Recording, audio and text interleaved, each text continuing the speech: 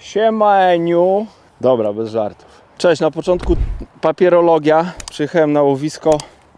Trzeba wypełnić rejestr połowów. Dzisiaj jestem nad rzeką Elbląg. Ja to się nie orientuję, Michał tutaj bardziej będzie się orientował. Ale jestem chyba bardzo blisko Elbląga. Prawie wy Elblągu. Jak widzicie, za mną tutaj jest dosyć ruchliwa trasa, to jest obwodnica Elbląga. Więc tutaj będziemy mieli fajny klimat związany z ruchem drogowym. Natomiast ten ruch zakłócać nam będą po drugiej stronie pociągi, które też co jakiś czas się tutaj przemieszczają. Ale mam nadzieję, że zamiast na ruchu ulicznym i pociągach to skupimy się na rybach, bo tu jest najważniejsze. Chodźcie, zobaczcie, co nas nad wodą czeka. Pierwszą rzeczą, którą będę zrobił, to przygotuję sobie zanętę. Ale zostawię tą zanętę i będę musiał trochę się pobawić pana sprzątającego śmieci, bo niestety śmieciarzy nad wodą nie brakuje, jak widzicie, więc będę musiał to trochę uprzątnąć. Później dokończę zanętę, przygotuję stanowisko i mam nadzieję, będziemy łowić ryby. Już się nie mogę doczekać.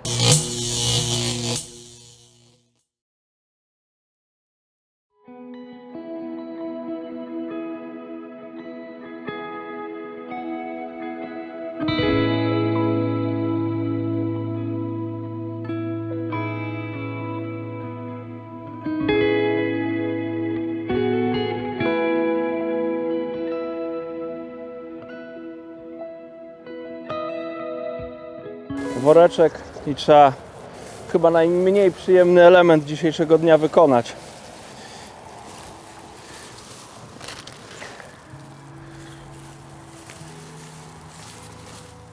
Jakiś elegancik był. W rękawiczkach sobie przygotowywał zanętę, ale rękawiczki pierdyknął na brzeg. Także bardzo kreatywni wędkarze. No i co, cały worek, myślę, że to jest 60-litrowy worek. Kurczę, trochę się rozwalił, ale prawie cały worek nazbierany zostawiam. No i po łowieniu będę musiał to zatargać do auta, a do auta wózkiem przyjechałem, więc szkoda gadać, brudasy. Kormi! No to jak one tu są, to może i ryby będą. Jeszcze medal tutaj zdobyłem przed łowieniem. Srebrny co prawda, ale będę walczył o złoto.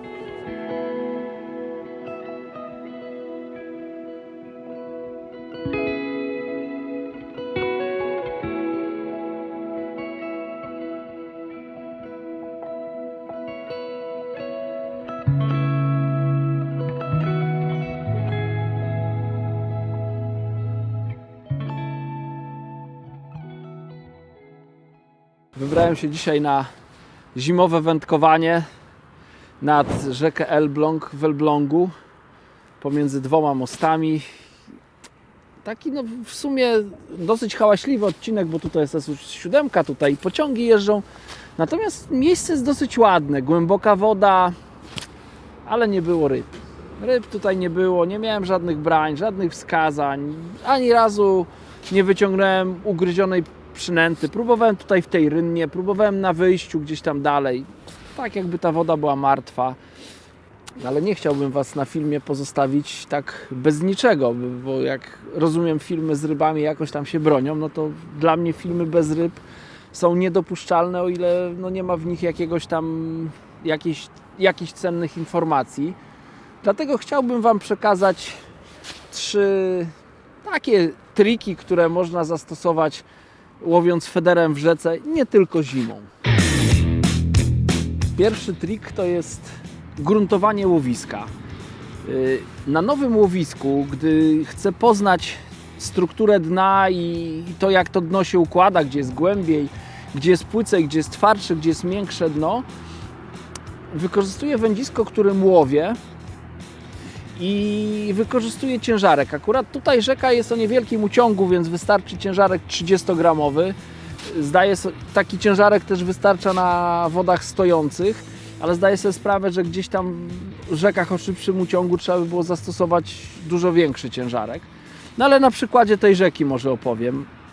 30-gramowy ciężarek, zapinam w miejsce koszyczka. Oczywiście nie używam przyponu podczas badania dna. Nie mam zaczepionej żyłki o klips. Tutaj zarzuciłem pod przeciwległy brzeg. Poczekałem, aż ciężarek opadnie na dno. W myślach sobie liczyłem, ile ten ciężarek, ile czasu opada od momentu uderzenia o wodę do momentu uderzenia o dno. Wyszło niecałe 2 sekundy, tak z 1,5 nawet sekundy. No i później takim, powiedziałbym, sandaczowym ruchem, czyli robiłem 3 obroty korbką. Czekałem, aż ciężarek, który podczas tych 3 obrotów został uniesiony z dna, ponownie uderzy o dno. Obserwowałem szczytówkę i mniej więcej patrzyłem, czy te uderzenia tego ciężarka są takie jednostajne, czy to jest takie puk, puk, puk, puk, czy są na przykład jakieś miejsca inne, gdzie ten ciężarek inaczej się zachowuje, czyli podbijam i ciężarek od razu staje. Podbijam, ciężarek staje. No to oznacza, że gdzieś tam jest jakieś wypłycenie. Jeżeli podbijam, a ciężarek dłużej opada niż mi wcześniej opadał, no to na tej podstawie wnioskuję, że jest jakieś zejście. Robi się głębiej. I tak parę razy zarzuciłem tutaj w to łowisko i wiedziałem, tam jest płycej i im bliżej tutaj tego brzegu, tym robiło się głębiej, do tego stopnia, że tutaj przy samym brzegu to nawet prawie 4 sekundy opadał mi ten ciężarek, bo później tylko w tym miejscu właśnie badałem, tutaj blisko brzegu badałem już ze stoperem, ile czasu opada ten ciężarek i prawie 4 sekundy w najgłębszym miejscu tutaj ten ciężarek opadał, co jest dla mnie bardzo logiczne, no bo tutaj rzeka Elbląg, to główno koryto, chyba mogę tak powiedzieć, idzie tam pod tamtym brzegiem przy moście kolejowym i tutaj ta rzeka wbija ten główny nurt blisko tego brzegu, blisko tej burty. Tutaj jest ostry zakręt, więc niczym powiedzmy jakiś rajdowiec na torze, którego tam wynosi na bok. Tutaj ta woda sobie biegnie i skręca i tam gdzieś dalej pewnie odbija pod przeciwległy brzeg. Tak to wygląda. Tutaj akurat rzeka jest specyficzna, bo czasami ta rzeka płynie w tą stronę, dzisiaj płynie akurat w drugą stronę, ale cały czas tutaj przy tym brzegu, na którym stoję, jest najgłębiej. Wspomniałem na początku, że tym ciężarkiem można też określić twardość dna, strukturę tego dna, a polega to na tym, że jeżeli ten ciężarek podbijam i on upada na dno, to jeżeli jest miękkie dno, to szczytówka tak dosyć łagodnie odpuszcza. Jeżeli jest dno twarde, nie wiem, jakieś kamieniste, piaszczyste albo jakieś takie gliniaste, zbite dno, to ta szczytówka, ten ruch, który wykonuje po uderzeniu ciężarka o dno, to zwolnienie tej linki jest dosyć gwałtowne. No i na tej podstawie to nawet w dolniku wędki ja czuję takie puk, puk. Na dnie twardym po prostu czuć takie solidne, pewne, mocne uderzenia. Szczytówka szybko się prostuje, natomiast jak ciężarek trafi na jakieś bardziej miękkie dno, no to ta szczytóweczka bardzo wolno odpuszcza. Trik numer 2. Podczas łowienia na feeder bardzo ważne jest, żeby zarzucać zestaw na tę samą odległość.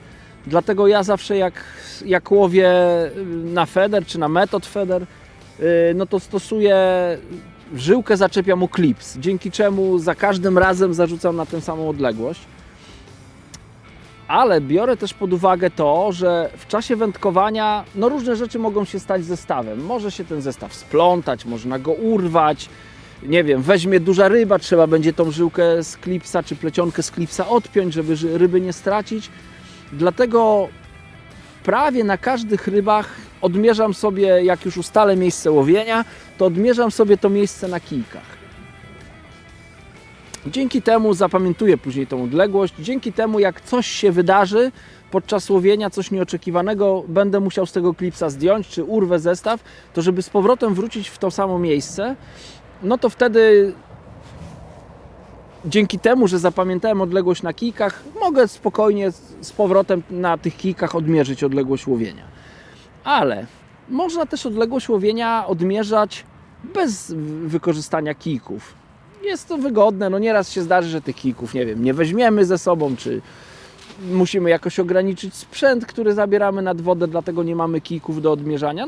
Powodów może być wiele, ale te kijki są bardzo przydatne. Ja lubię kijki, najczęściej z nich skorzystam, ale można to zrobić bez kijków. Wystarczy policzyć obroty kołowrotka, więc na przykład wybiorę sobie miejsce, tak jak mówiłem wcześniej, sobie gruntuję miejsce, załóżmy zaczepiłem plecionkę o klip. Wiem, że na tej odległości będę łowił. I po zaznaczeniu tej plecionki na klip obliczam, ile razy wykonuję obrót korbką kołowrotka, tak żeby do tego momentu, żebym jak koszyczek do mnie, jak podniosę wędzisko, żeby koszyczek wpadał mi do ręki. No i liczę sobie, ile tych obrotów kołowrotka było. 10, 20, 38 i to jest moja odległość łowienia. 38 obrotów korbką kołowrotka. Więc jeżeli coś by się wydarzyło, no musiałbym jeszcze raz tą odległość zrobić, czy na drugiej wędce to odmierzyć, no to taką metodą prób i błędów mogę tą odległość sobie ustalić. Czyli zarzucam zestaw sobie dalej, nie wiem, mniej więcej, bo patrzę na wodzie, jakieś tam odbicia nieraz drzew są, czy jakichś krzaków, czy nie wiem, jakiegoś domu, no różnie bywa. Zarzucam mniej więcej na tą odległość, na której łowiłem, zaczepiam o klips i liczę. Jeżeli tych obrotów wykonałem więcej, no to trzeba po prostu, wiadomo już o ile, trzeba, nie wiem, załóżmy te 38 metrów, to było 38 obrotów, to był mój dystans, zwinąłem było 40. No to wystarczy, że zarzucę, zdejmę z klipa, zrobię 2 obroty, zaczepię za klip i to już powinno być 38 obrotów. Trochę trudniej to się robi, gdy zaczepimy na przykład za, nie wiem, 36 metrów. No to 36 obrotów. No to 36 obrotów to są mniej więcej od 36 do 38 obrotów, to są mniej więcej 2 metry. No kołowrotki od 90 do metra mniej więcej nawijają żyłki czy plecionki, więc wystarczy odpiąć z klipa i wysunąć z kołowrotka w ten sposób. Ja to robię w ten sposób, że odmierzam sobie odtąd do końca ręki, czy tam powiedzmy do drugiej przelotki, odtąd to są 2 metry.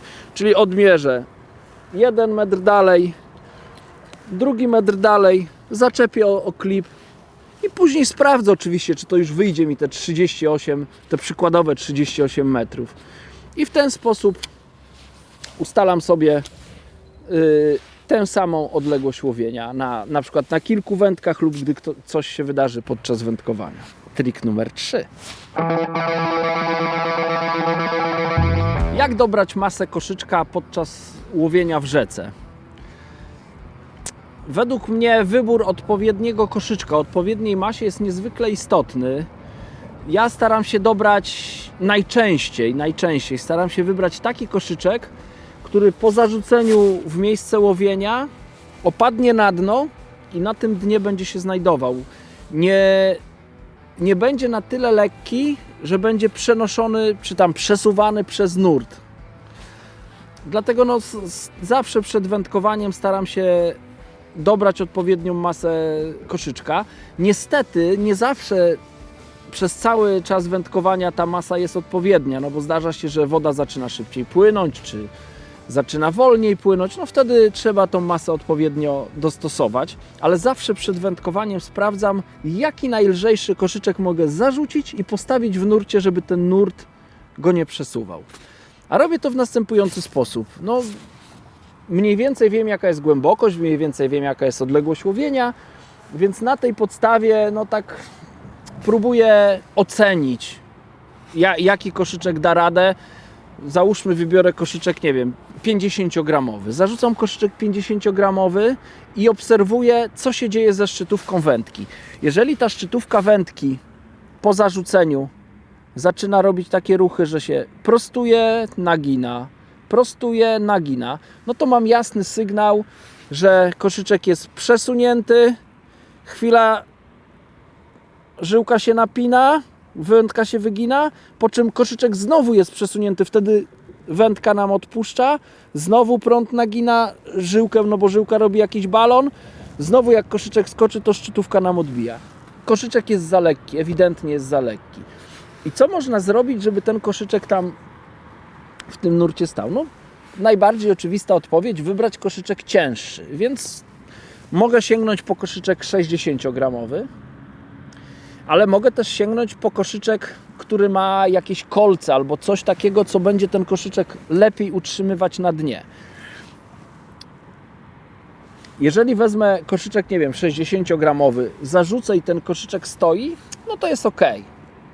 To jestem przygotowany już na czas wędkowania i wiem, że ten 60-gramowy w tym momencie, gdzie sprawdzałem, no to da radę i wytrzyma i będzie się utrzymywał w nurcie. Natomiast tak jak wspomniałem wcześniej, zdarzają się różne sytuacje, no może woda zacząć szybciej płynąć, może to być spowodowane no różnymi rzeczami, gdzieś tam rzeka może być śluzowana, nie wiem, no przychodzi wyższa woda, mocniejsza i tak dalej. No wiele jest powodów tego, że rzeka przyspiesza lub zwalnia. I jeżeli mam wędzisko, które, nie wiem, no ma jeszcze duży zapas mocy, czyli na przykład mam wspomniany koszyczek 60-gramowy, który stał, nagle zaczyna woda szybciej płynąć, ale wędkę mam, nie wiem, do 100 gramów, czy jeszcze cięższą masę wyrzutową, no to wtedy mogę założyć, nie wiem, 70, 80, czy nawet 90, czy 100 gramowy koszyczek i ten koszyczek najprawdopodobniej będzie wtedy stał. Natomiast problem się pojawia, gdy na przykład mam wędzisko do 60 czy do 70 gramów, wykorzystuję koszyczek już tak jakby maksymalny, który jest przewidziany do tego wędziska, no to już zakładanie takiego koszyczka, nie wiem, 80-gramowego, no to już jest zbyt duże obciążenie dla wędziska. Dlatego w takich przypadkach najczęściej lubię sięgnąć po koszyczek z kolcami. To są specjalne takie koszyczki. Na przykład tutaj taki koszyczek, tu takie druty wystające z końca. Je można odpowiednio wygiąć, uformować. Ten koszyczek jak opadnie na dno, nurt jest w tą stronę, to ten koszyczek po prostu tymi kolcami, tymi wąsami, które tutaj są na dole, on się gdzieś tam o to dno zahaczy. Oczywiście też jak będzie nurt duży, to i taki koszyczek potrafi nurt przesunąć. Natomiast 60-gramowy koszyczek z kolcami, a 60-gramowy koszyczek bez kolców, to jest zasadnicza różnica. Jeżeli nurt jest taki na styku, to ten będzie stał na dnie, a tego będzie skakał jak żabka po dnie i będziemy to widzieć na szczytówce. Innym sposobem, jeżeli nie mamy takich fabrycznych, powiedzmy, koszyczków z kolcami, można takie kolce wykonać samemu. To są na przykład takie kolce wykonane z trytytki. Ja kiedyś pokazywałem już na kanale Prestona, ale tak, żeby przypomnieć, jest taka opcja. Zawsze w torbie mam ileś tam tych trytytek, dosyć grubych, mocnych, żeby one były dosyć sztywne po obcięciu. I to też bardzo fajnie działa, też stopuje zestaw. Akurat wybrałem ten koszyczek nieprzypadkowo, bo jak widzicie, można też zwiększyć masę koszyczka. Mam też zawsze w koszu wędkarskim paseczki takie ołowiane o masie 5 gramów. Każdy taki, powiedzmy, nie wiem, listek czy taki kawałeczek tego ołowiu na tym paseczku. No i mogę przykleić kilka takich kawałków właśnie do koszyczka, do spodu koszyczka, no i dzięki temu mogę zwiększyć masę tego koszyczka. Akurat tutaj no mam zaklejony ten koszyczek, ale przypuszczam, że to była jakaś 60 czy 50 i tutaj dokleiłem 4 takie kawałeczki, no co odpowiada masie 20 gramów, więc taki fabryczny koszyczek powiększyłem o 20 gramów i jeszcze do tego dołożyłem kolce, więc na dużym ociągu już ten koszyczek będzie się trzymał dna. Niektóre z tych trików, jak się domyślacie, można zastosować nie tylko na rzekach, także na wodach stojących, tak jak gruntowanie czy odmierzanie odległości. No akurat triki z doborem masy koszyczka, no to są to jest typowo rzeczny trik, ale mam nadzieję, że przyda się to w Waszym wędkowaniu. Bardzo serdecznie dziękuję, że byliście do końca i do zobaczenia w następnym filmie.